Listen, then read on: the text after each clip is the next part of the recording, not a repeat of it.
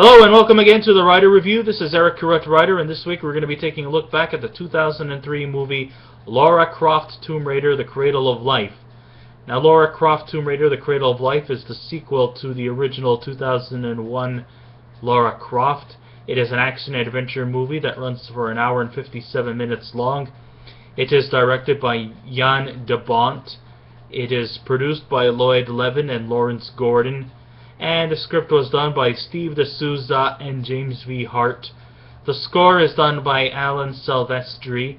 The cinematography is done by David Tattersall, and the editing is done by Michael Kahn. And the stars of the movie are Anglina, Jolie, Gerard, Butler, Noah Taylor, Ciaran, Hinds, Djimon, Hounsou, Till Schweiger, Simon Yam, and Christopher Barrie.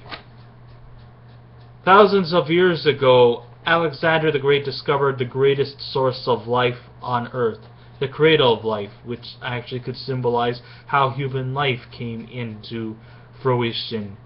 But also, we also discovered that there was a box, which was dubbed Pandora's Box, which contains plague-like side effects that could potentially cause a major epidemic which could completely wipe out the face of the earth progressively. When Alexander knew about this epidemic that has been manifesting the world, he has decided to have hidden the box and has never been revealed since then. Cut to today, or at least 2003, an evil bioterrorist named Dr. Jonathan Reese, played by Ciaran Hinds, is in hot pursuit of that box and is willing to exploit its powers to our vulnerable world. Lady Lara Croft has been assigned by the MI6 to retrieve the box before it's placed in the wrong hands. And that's pretty much the story of Lara Croft Tomb Raider: The Cradle of Life. If you were expecting any kind of complex story or anything that is enough to keep your brain puzzled, well, you've just seen the wrong movie. Because look, of course it's going to be a narrow plot. This is based on a video game adaptation, and if you think that there's a lot of historical anomalies in this movie, of course there's going to be a lot of historical anomalies. Like I said, it's adapted from a video game. You're not expecting Dickens or Shakespeare here. So if anybody who has any kind of negativity towards the historical anomalies or the simplicity of the story,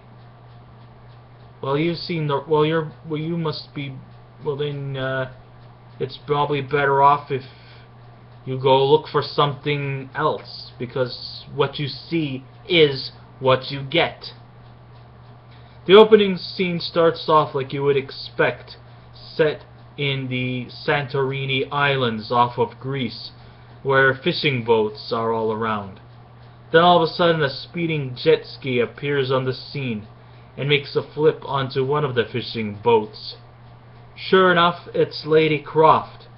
Just then a massive earthquake erupts and ironically opens up a secret mythological hideaway hidden undersea, which might be Alexander's Luna Temple.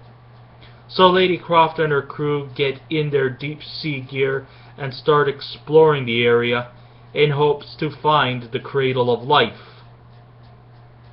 Croft and her crew discover an orb, which could be the element that could lead to the Cradle of Life and Pandora's Box and all the powers it contains.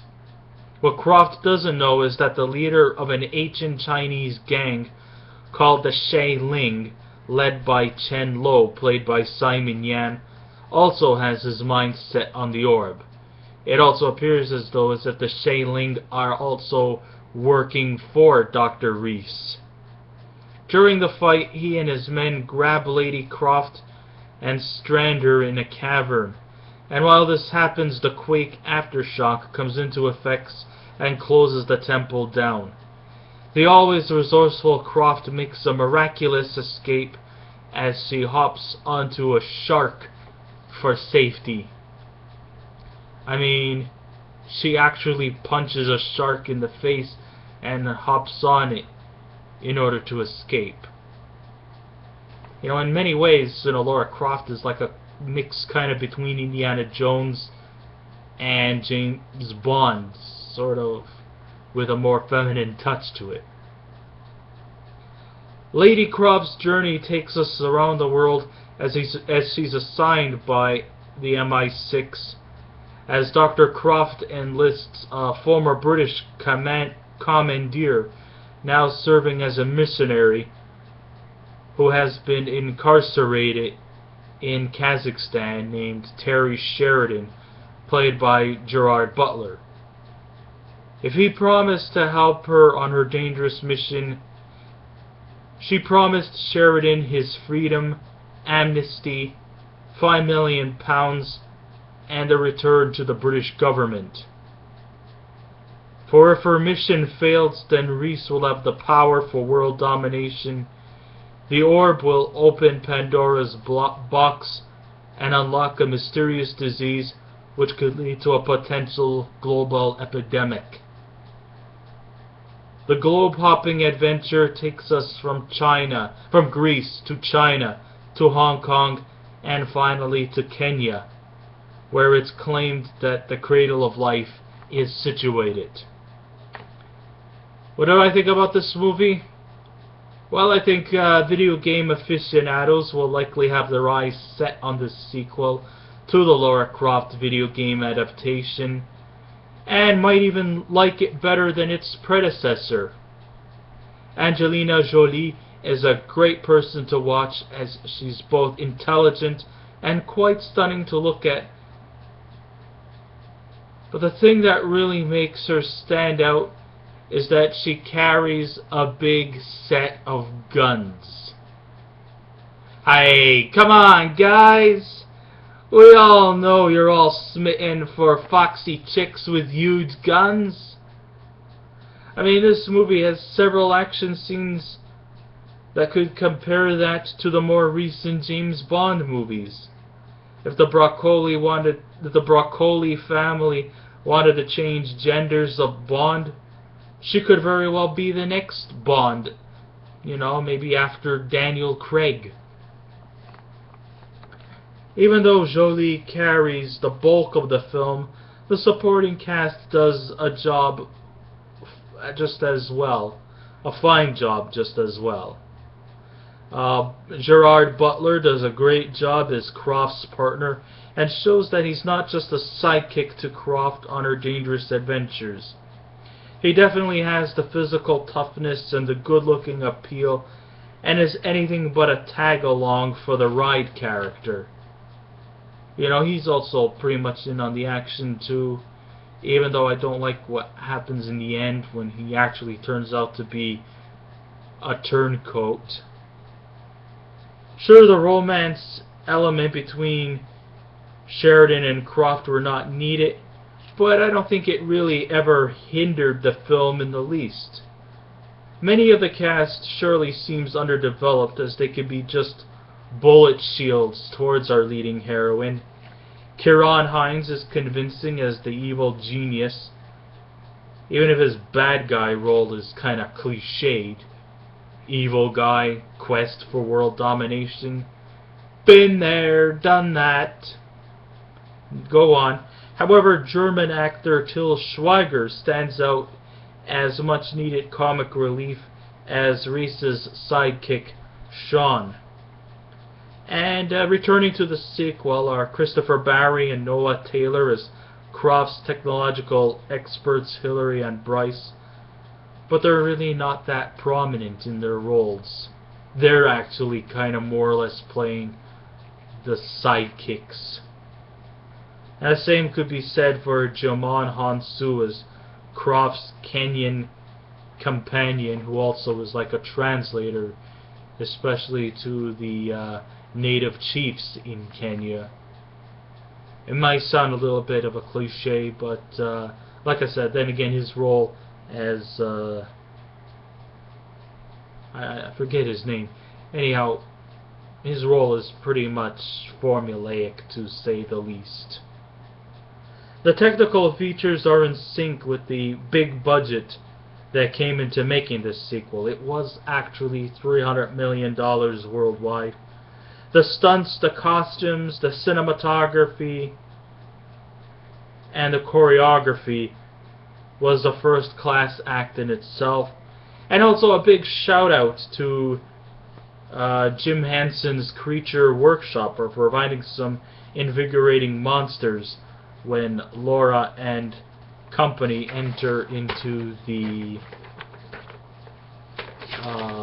cavern led to the Cradle of Life. And the Cradle of itself looks like a carbon copy of the famous Escher painting. You know, the one with all those stairs surrounding the area, and the stairs are like going around in different places. It kind of reminded me of the climax scene from the 1986 movie Labyrinth. You know, the scene where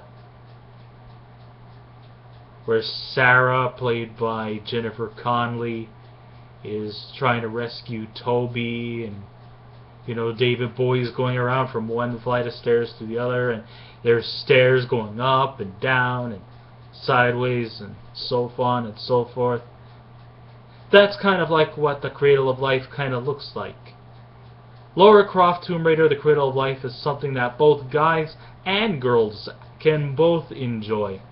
For the guys, because of the immense popularity of the classic video game and this movie is based on, and the girls for having an iconic female hero that they can look up to.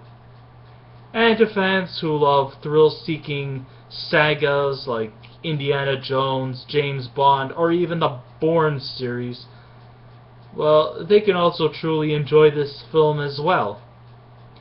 But as more films are dependent on saturating the screens with CGI graphics, I fear that if they spawn another sequel for this series, it will not exceed the expectations of the first one and the second one.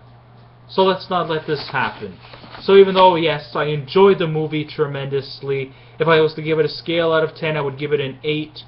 I highly would not recommend to have a third installment. Please don't let that happen. Please, Hollywood. It's good enough to have the first part and the sequel, but I do not think a third installment is a necessity. Well, I guess this ends my writer review. Thank you all for listening in. If you want to subscribe to my channel, please feel free to do so. If you want to leave a comment, go ahead. Remember, be kind, be courteous, don't be rude. And I will be back again with another movie review. So until next time, this is Eric Gerard Writer saying, keep watching those movies, and I'll see you around. Goodbye.